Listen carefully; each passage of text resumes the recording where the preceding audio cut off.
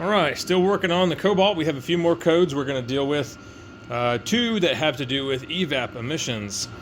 The first one up here on top is very, very common. This is a Evap Purge valve. This is what the part looks like right here. This is a job you can do almost without any tools. So the first thing that you have to do is remove the two lines.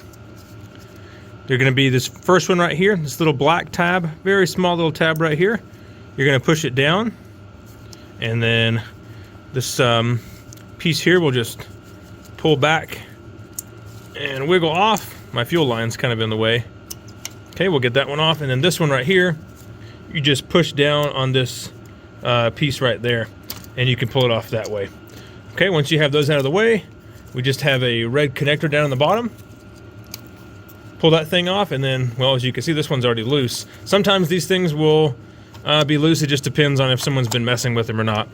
So we're gonna go ahead and remove this thing. You can remove this 13mm nut, or you can just bend the bracket, which I'm gonna do.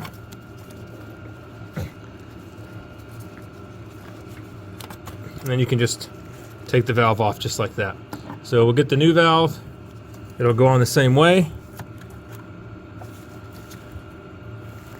Take this here. See if you can get a better angle. There we go. I'm just sliding it on this bracket, and then I'll bend the bracket back down in place. After that, we just push on all three of our connectors, and then you're good to go. So this was the quick version of replacing this thing.